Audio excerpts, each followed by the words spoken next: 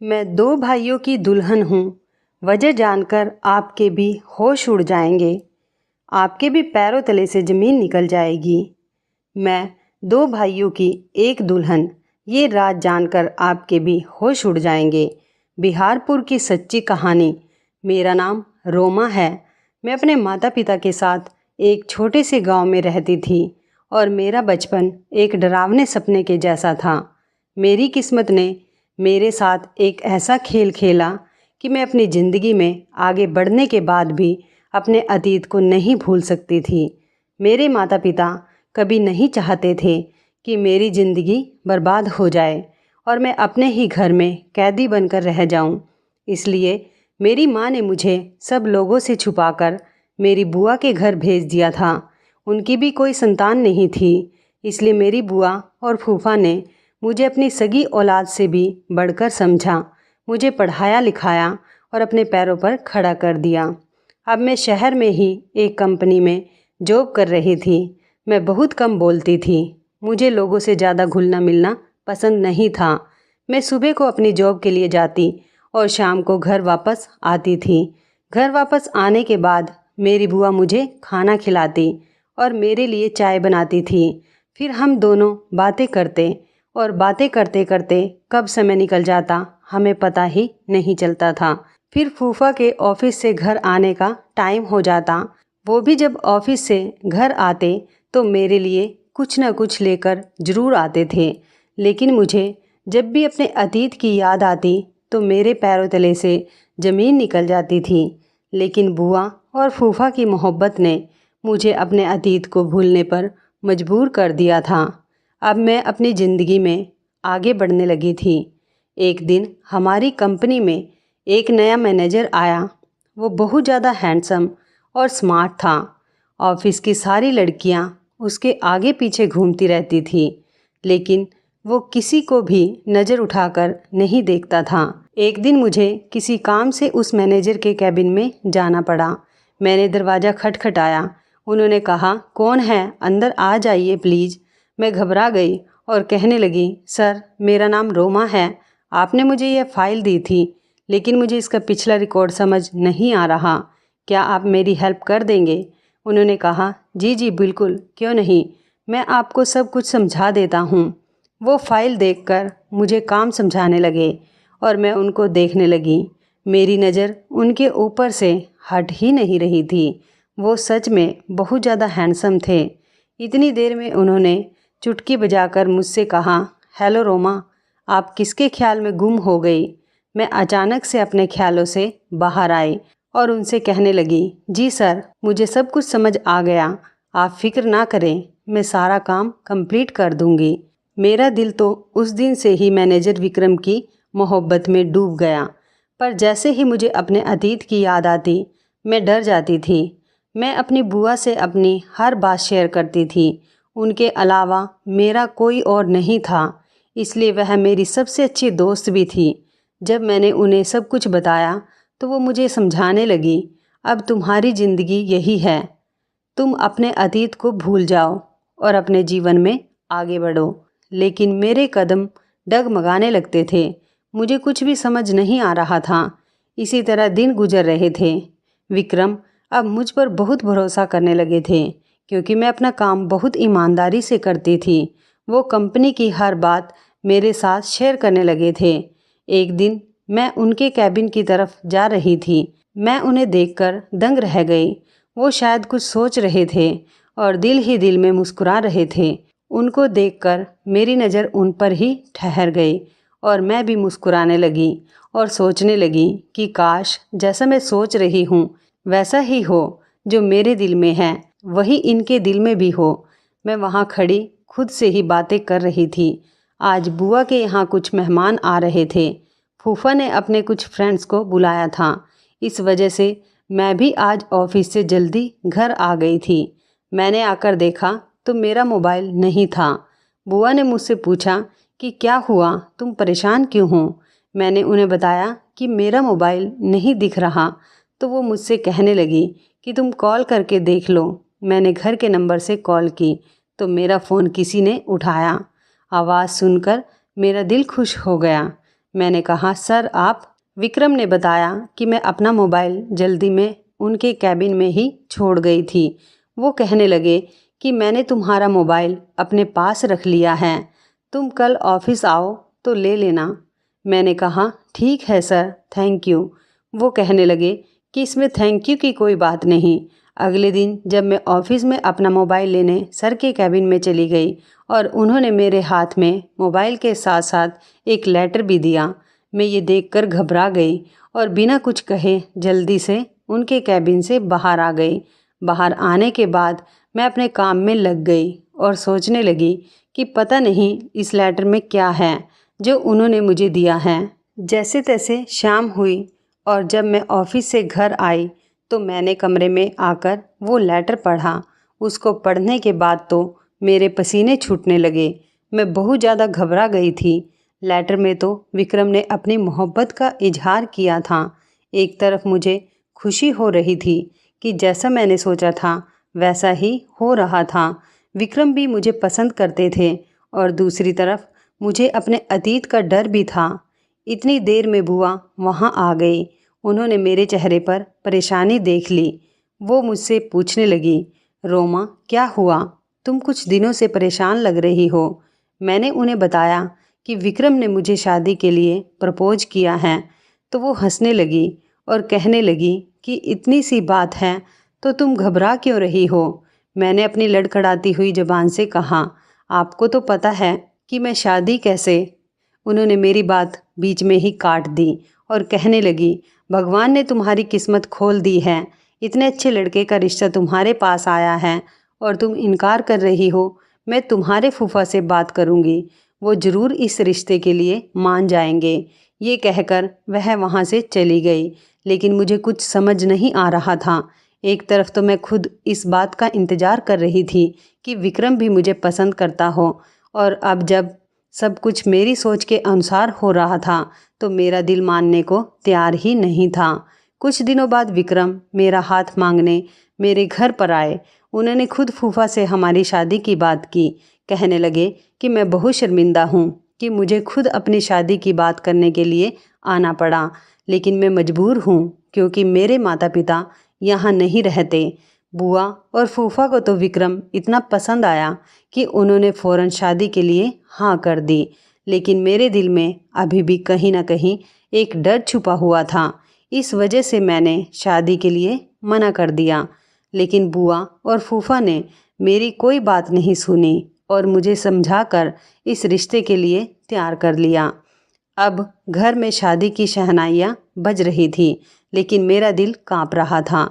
मैं सोच रही थी कि कहीं मेरा अतीत विक्रम के सामने आ गया तो। खैर, मैं भी शादी की चहल पहल में खो गई और अपनी मोहब्बत को अपनी किस्मत में लिखा देखकर सब कुछ भूल गई। विक्रम की मोहब्बत ने मेरे अतीत को भुला दिया था। हमारी शादी की तारीख तय हो गई। मेरी और विक्रम की इस तरह अचानक शादी हो जाएगी मैंने कभी सोचा भी नहीं था। देखते ही देखते मेरी शादी का दिन आ गया और मैं दुल्हन बनकर विक्रम के साथ उसके घर पर आ गई। यहाँ सब कुछ मेरे सपने के जैसा था। इतने बड़े घर की मैं अकेली मालकिन थी। घर की सारी जिम्मेदारियाँ मुझ पर ही थी। अब मुझे विक्रम के घर को संभालना था। विक्रम भी मुझ पर आंख बंद करके भरोसा करते थे। शादी की रात ही मैंने विक्रम से एक वादा लिया था और विक्रम ने भी अपनी सच्ची मोहब्बत के साथ ही आखिरी हद तक इस वादे को निभाया। मैं सोच भी नहीं सकती थी कि मेरी ज़िंदगी में एक ऐसा भी मोड़ आएगा कि विक्रम और मेरी मोहब्बत कमज़ोर पड़ जाएगी। विक्रम और मैं अपनी ज़िंदगी में बहुत खुश थे। एक रात जब हम खाना खा रहे थे तो विक्रम ने मुझसे कहा, रोमा, कंपनी की तरफ से मुझे 2 महीने की छुट्टी मिली है, हम कहीं घूमने चलते हैं। बताओ तुम कहाँ जाना पसंद करोगी। ये बात सुनकर मुझे बहुत खुशी हुई थी। मैंने कहा, विक्रम आप सच कह रहे हैं। उन्होंने कहा, हाँ हाँ बिल्कुल। मैंने कहा, तो ठीक है, फिर हम आपके माता पिता के पास चलते हैं। मैं आज तक उनसे नहीं मिली। ये बात सुनकर विक्रम बहुत ज़्यादा खुश हुए। कहने लगे कि तुमने तो मेरा दिल जीत लिया। उन्होंने मुझे बताया कि वो गांव में रहते हैं और वो बहुत अच्छे हैं। मुझे पढ़ने लिखने का बहुत शौक़ था, इसलिए उन्होंने बचपन में ही मुझे पढ़ने के लिए शहर भेज दिया था। मुझे भी बहुत समय हो गया उनसे मिले हुए, लेकिन मेरी उनसे फ़ोन पर बात होती रहती है। हमारी शादी के बारे में भी मैंने उन्हें फ़ोन पर ही बताया था और वो सुनकर बहुत खुश हुए और अब वो हम दोनों को देखकर बहुत खुश हो जाएंगे। मैंने पैकिंग करनी शुरू कर दी और विक्रम ने ट्रेन के टिकट करा लिए। अगले दिन जब मैं उठी तो किसी ने दरवाज़ा खटखटाया। मैंने जाकर दरवाज़ा खोला तो बाहर एक आदमी खड़ा था। उसने मुझसे कहा कि ये टिकट है, विक्रम सर ने भेजी हैं। मैंने उससे टिकट ली और अंदर आ गई। जब मैंने वो टिकट देखी तो मेरी आंखें फटी की फटी रह गई। मैं बहुत ज़्यादा घबराने लगी। इतनी देर में विक्रम आ गए। वो मुझे देखकर बोले कि रोमा कहाँ गुम हो गई, सब ठीक तो है? मैंने उनसे कहा जी हाँ, सब कुछ ठीक है। मैं अपने चेहरे से पसीना साफ करते हुए उनसे बोली, विक्रम हम कुछ दिनों बाद नहीं चल सकते? अभी मेरी तबीयत कुछ ठीक नहीं लग रही। विक्रम मेरे लिए परेशान हो गए और मुझसे कहने लगे कि चलो हम डॉक्टर के पास चलते हैं। मैंने कहा कि नहीं, बस थोड़ी सी थकान महसूस हो रही है, आराम करूँगी तो ठीक हो जाऊँगी। विक्रम ने मेरे लिए चाय बनाई और मुझे दवाई दी। मैं अपने कमरे में जाकर आराम करने लगी। मैं सोच में पड़ गई थी। मेरे दिमाग में हजारों सवाल चल रहे थे।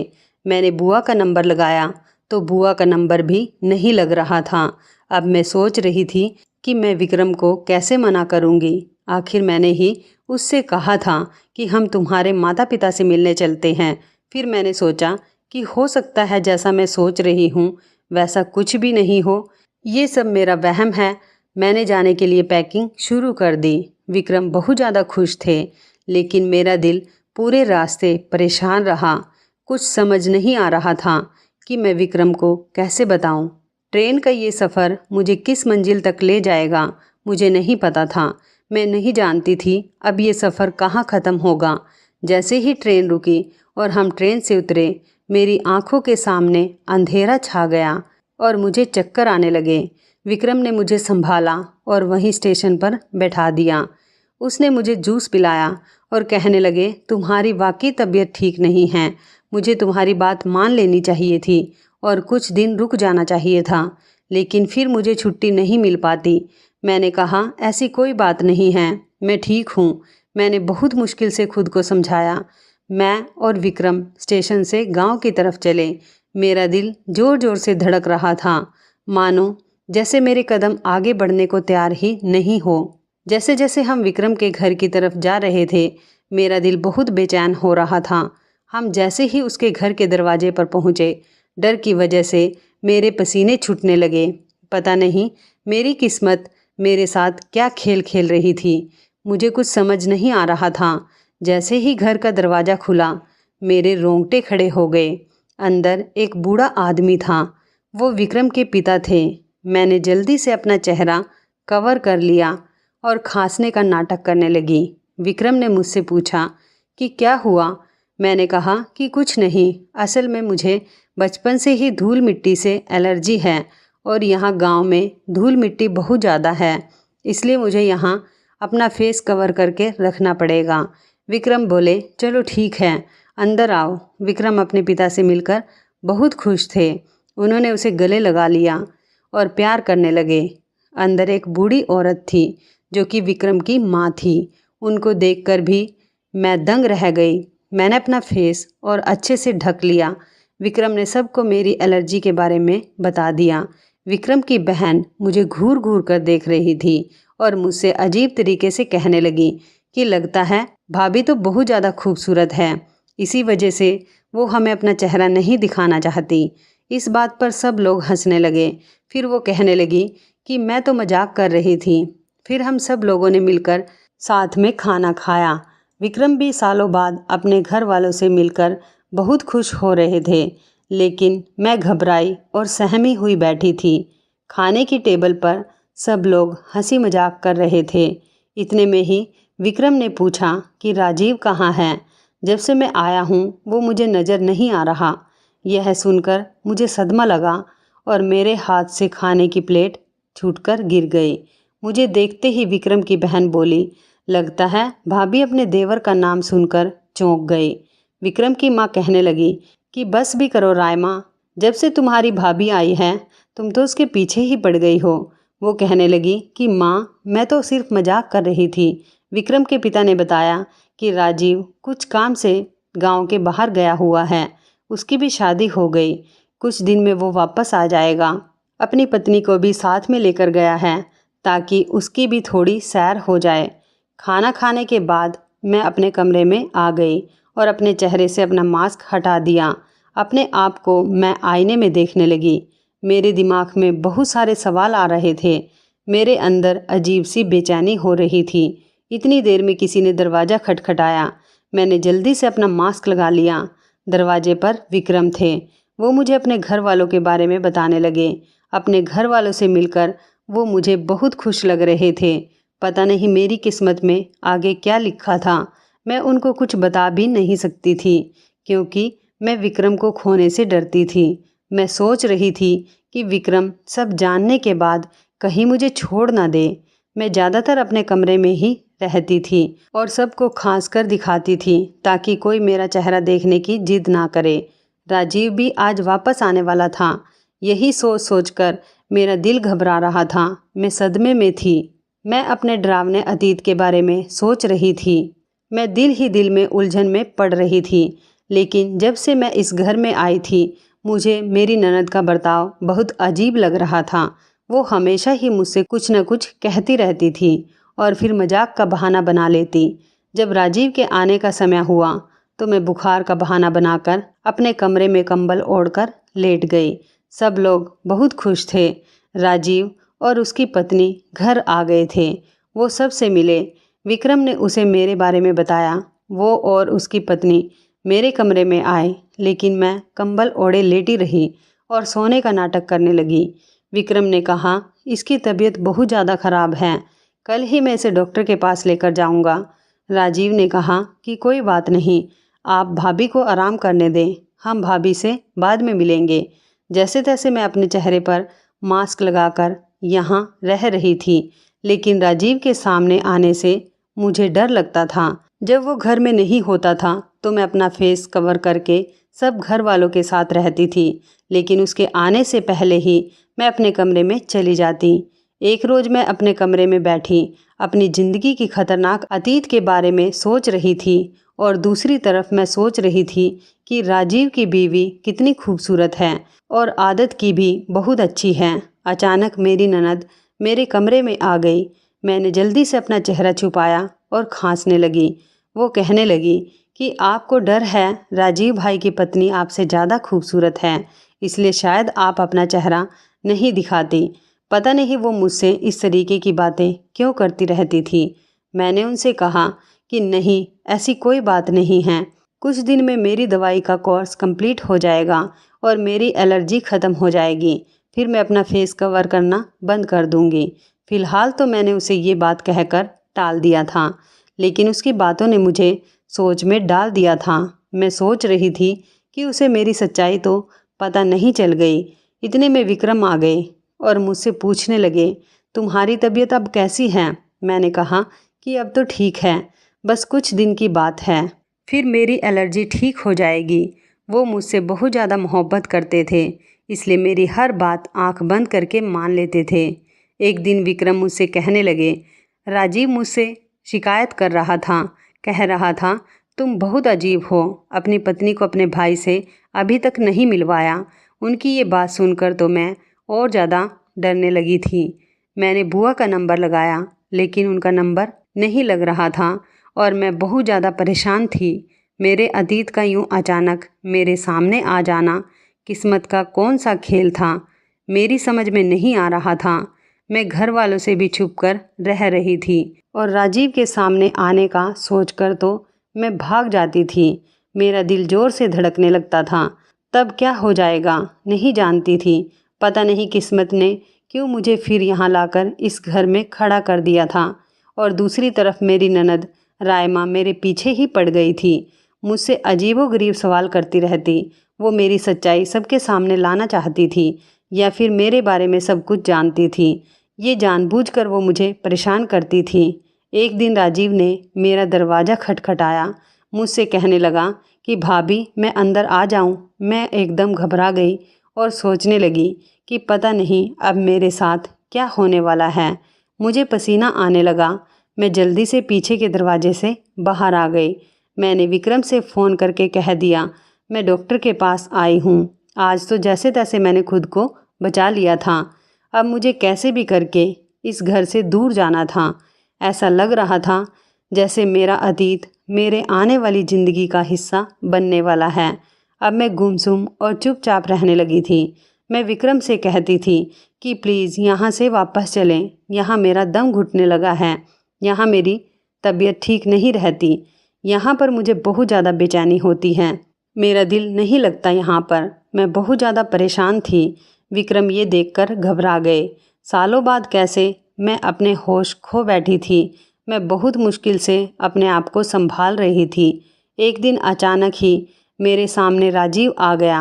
वह मुझे देखते ही घूरने लगा, लेकिन मैंने अपना फेस कवर किया हुआ था। कुछ देर तक तो वो मुझे ऐसे ही देखता रहा। फिर उसने मेरी तबीयत के बारे में पूछा। मैंने बस हाँ में सिर हिला दिया, तो वो भी वहाँ से बिना कुछ कहे चला गया। मैंने जल्दी से अपना सामान पैक किया और विक्रम को बिना कुछ बताए वहाँ से जाने लगी। जैसे ही मैं दरवाजे पर पहुँची तो मेरी ननद ने मेरा हाथ पकड़कर मुझे घर के अंदर ले लिया। मैं नज़रें और सर झुकाए खड़ी थी। घर के बाकी लोग भी वहीं पर थे। ऐसा लग रहा था कि मैं एक मुजरिम हूँ। राइमा कहने लगी, मेरे दोनों भाइयों की एक ही दुल्हन, इसकी क्या वजह थी? ये जानकर आपके होश उड़ जाएंगे। उसके बाद सुनकर मैं चीख पड़ी और कहने लगी कि नहीं, ऐसा कुछ नहीं है, ये झूठ बोल रही है। विक्रम ने मेरे मुंह पर थप्पड़ मारा। मैं रोने लगी थी। मैं किस्मत के हाथों मजबूर थी, क्योंकि अब मेरा सच सबके सामने आने वाला था। विक्रम ने कहा, ये क्या कह रही है? आखिर सच क्या है? इसकी बात का क्या मतलब है? मैं सिसकियों के साथ रोने लगी और मैंने अपने चेहरे से मास्क हटा दिया। मैं राजीव की तरफ देखने लगी। मैं सोच रही थी कि राजीव मेरी सफाई में सबको सच बताएगा, लेकिन उसकी झुकी नज़र देखकर मैं समझ गई थी, क्योंकि उसका झुका सर और उसकी झुकी नज़रें इस बात को बयां कर रही थी कि मेरा ही कसूर है। मैंने विक्रम से कहा कि मैं इन सब की अकेली जिम्मेदार नहीं हूँ। ये लोग भी मेरे अतीत में जो कुछ हुआ है उसके जिम्मेदार हैं। वो कहने लगा कि तुम्हारा क्या मतलब है? ये सब क्या कह रही हो? आखिर ये सब कुछ चल क्या रहा है? कोई मुझे सच बताएगा? वो एकदम से गुस्से में चीख पड़ा। मैं ज़ोर ज़ोर से रोने लगी और सबके आगे हाथ जोड़कर कहने लगी कि प्लीज़ आप मेरी शादी को बचा लो। मेरी गलती सिर्फ इतनी सी है कि मैंने अपने अतीत को भूलकर आगे की ज़िंदगी में कदम रखा और विक्रम से शादी कर ली। मुझे रोता बिलखता हुआ देखकर मेरी सास को मेरे ऊपर तरस आ गया। वो मेरे पास आई और मुझे गले लगाकर दिलासा देने लगी और विक्रम को मेरी सास सारा सच बताने लगी और कहने लगी कि ये लड़की सच कह रही है। सालों पहले जब हमने तुम्हें शहर भेज दिया था, इस गांव में एक अजीब ही दस्तूर था। माता पिता अपने बच्चों की बचपन में ही शादियां कर देते थे। खासकर के लड़कियों के माता पिता अपने सिर के बोझ को कम करने के लिए अपनी बेटी की शादी बचपन में ही कर देते थे। इस लड़की की और राजीव की बचपन में ही शादी कर दी गई थी, लेकिन जब बच्चे जवान होते थे तो वो इस बचपन की शादी को मानने से इनकार कर दिया करते थे। अगर उनके माता पिता उनसे जोर ज़बरदस्ती करते तो वो तंग आकर घर छोड़कर चले जाते थे या फिर अपनी पत्नी को तलाक दे देते थे। वो बताने लगी कि इसी तरह राजीव और रोमा के साथ भी किस्मत ने यही खेल खेला। इनका भी बचपन बर्बाद हो गया, लेकिन राजीव ने घर से भागकर अपनी पसंद की लड़की से शादी कर ली और ये बेचारी किस्मत की मारी राजीव का इंतज़ार करती रही। गांव वालों ने इसको ताने दे देकर इसका जीना हराम कर रखा था। यहाँ तक इसे खुद के घर वालों ने और रिश्तेदारों ने भी इसका साथ नहीं दिया और ये यहाँ हमारे घर आ गई। लेकिन हमने यहाँ भी इसको चैन से जीने नहीं दिया और कुछ दिन बाद राजीव ने भी इसको भुला दिया और कहने लगा, मेरा इससे कोई रिश्ता नहीं है, और हमने इस लड़की को यहाँ से धक्के देकर निकाल दिया। ये बेचारी दर दर की ठोकर खाती रही। फिर मैंने विक्रम को आगे का सच बताया कि इसके बाद मेरी माँ ने मुझे बुआ के पास शहर भेज दिया और मुझे अपनी कसम दी कि मैं अपने अतीत को भूलकर अपनी ज़िंदगी में आगे बढ़ जाऊंगी और कभी भी सच को किसी के सामने नहीं बताऊंगी। विक्रम कहने लगा कि इतना बड़ा सच तुमने मुझसे छुपाया। ये सब लोग तुम्हारे गुनहगार हैं, लेकिन तुम मेरी गुनहगार हो। मैंने तुमसे सच्ची मोहब्बत की और तुमने मुझे कुछ भी बताना ज़रूरी नहीं समझा। और तो और तुम मेरे भाई की पहली पत्नी हो। ये सब कुछ जानकर तुम कैसे मेरे साथ रह सकती थी? तुमने अपने साथ साथ मुझे भी इस पाप का भागीदार बना लिया। जब तुम्हारी पहले शादी हो गई थी तो तुम मुझसे शादी कैसे कर सकती थी? ये सुनकर मैंने राजीव की तरफ देखा। वो चौंकने लगा और बहुत घबरा गया। मेरे और राजीव के अलावा रायमा भी ये सारा सच जानती थी। मैंने रायमा को घूर कर देखा। इतनी देर में राजीव की पत्नी ने उसे जोर से थप्पड़ मारा और कहने लगी, तो ये सब चल क्या रहा है? तुमने मुझे धोखा दिया। धोखे से मेरे साथ तुमने शादी की। अब मैं तुम्हें डिवोर्स दे दूंगी। रायमा रोने लगी और कहने लगी कि आप सब लोग मुझे माफ़ कर दें। सारी गलती मेरी है। मैंने शुरू में ही भाभी का चेहरा देख लिया था और उसको पहचान लिया था। मैं उनका सच घर वालों के सामने लाकर उनसे बदला लेना चाहती थी। मैं रायमा को देखने लगी और सोचने लगी कि पता नहीं ये कौन सा सच बताने वाली है। वह कहने लगी कि रोमा का भाई और मैं एक दूसरे से मोहब्बत करते थे और शादी करना चाहते थे, लेकिन राजीव और रोमा की शादी ने सब कुछ बर्बाद करके रख दिया। इन दोनों की वजह से हमारी भी शादी नहीं हो सकी। उसी समय मैंने सोच लिया था कि मैं इससे बदला लेकर रहूँगी। जब मैंने पहली बार इसे देखा तो मेरे दिल में सालों पुरानी नफ़रत जाग गई और मैंने सोच लिया कि मैं इससे बदला लेकर रहूँगी। लेकिन मेरी एक इस गलती से बहुत लोगों की ज़िंदगी बर्बाद हो जाएगी। प्लीज़ आप सब लोग मुझे माफ़ कर दें। वो राजीव पर चिल्लाने लगी और उससे कहने लगी, राजीव सच बताओ, नहीं तो तुम्हारी और विक्रम के साथ साथ इन दोनों मासूम लड़कियों की ज़िंदगी बर्बाद हो जाएगी। अगर तुमने आज सबको सच नहीं बताया तो सब कुछ बर्बाद हो जाएगा। मेरी नज़र राजीव पर जमी हुई थी। उसके माता पिता भी बहुत ज़्यादा शर्मिंदा थे। राजीव की पत्नी भी उसको पकड़कर झकझोर रही थी। इतनी देर में मैं चक्कर खाकर ज़मीन पर गिर गई और बेहोश हो गई। कुछ देर बाद मुझे होश आया तो मुझे डॉक्टर की आवाज़ आई। वो सबको बता रही थी कि आप सभी इनका बहुत ज़्यादा ख्याल रखें, ये प्रेग्नेंट हैं। मेरी आँख खुल गई और ये सुनकर तो मेरी हालत और ज़्यादा ख़राब होने लगी। रायमा और विक्रम की माँ मुझे संभालने लगी। विक्रम भी अपना सर पकड़कर बैठ गया। ऐसा लग रहा था जैसे कयामत टूट पड़ी हो। एक ही लड़की दो भाइयों की पत्नी कैसे हो सकती है? विक्रम मेरे आगे हाथ जोड़कर कहने लगा कि प्लीज़ मुझे बताओ आगे का सच क्या है। तभी रायमा कहने लगी कि विक्रम भाई राजीव गुनहगार है। इसने ही इनके साथ ये सब कुछ किया है और अब ये चुपचाप खड़ा है। विक्रम ने गुस्से में राजीव को जोर से थप्पड़ मारा। राजीव ज़मीन पर गिर गया और विक्रम के पैर पकड़कर माफ़ी मांगने लगा और कहने लगा कि मैं ही रोमा का गुनहगार हूँ। उसने बताया कि सालों पहले जब मैंने अपनी दूसरी शादी करने का सोचा था, उसी समय मैंने इसको डिवोर्स पेपर भिजवा दिए थे।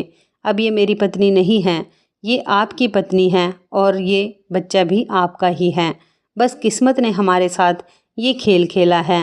राजीव ने मुझे और रोमा को इस पाप से बचा लिया। राजीव ने मुझसे भी मेरे पैर पकड़कर माफ़ी मांगी और उसके माता पिता ने भी अपनी गलती का एहसास करके मुझसे माफ़ी मांगी। मैं बराबर रो रही थी। विक्रम के दिल में मेरे लिए मोहब्बत जाग गई थी। वो भी जान चुका था कि सब में मेरी कोई गलती नहीं थी। मैंने तो सिर्फ अपनी माँ की कसम की खातिर सब कुछ छिपाया था। मेरा और राजीव के बीच में अब कोई भी रिश्ता बाकी नहीं रहा था। सालों पहले ही मेरा और राजीव का डिवोर्स हो चुका था। मैंने भी सबको माफ़ करके अपना दिल साफ कर लिया। राजीव ने अपनी पत्नी से भी माफ़ी मांगी और उसने भी उसे माफ़ कर दिया। अब हम सब अपनी ज़िंदगी में बहुत ज़्यादा खुश थे। कुछ महीनों बाद ही हम सब लोग शहर आ गए। अब हम सब लोग हंसी खुशी रहने लगे थे। मैंने एक बेटी को जन्म दिया था और राजीव के घर में भी एक बेटा पैदा हुआ था। विक्रम के माता पिता को अपनी गलतियों का बहुत ज़्यादा एहसास था। इसीलिए उन्होंने सोचा था कि वो अपने पोता पोती को पढ़ा लिखा कर गाँव की रीति रिवाज से दूर ही रखेंगे और हो सकेगा तो गाँव के इस रीति रिवाज को ख़त्म कर देंगे ताकि आने वाले बच्चों की ज़िंदगियाँ बर्बाद ना हो सके। और ऐसा ही हुआ। विक्रम ने अपने गांव जाकर सबको बहुत समझाया और इस रिवाज को ख़त्म कर दिया और आने वाली नस्लों की ज़िंदगी को तबाह होने से बचा लिया।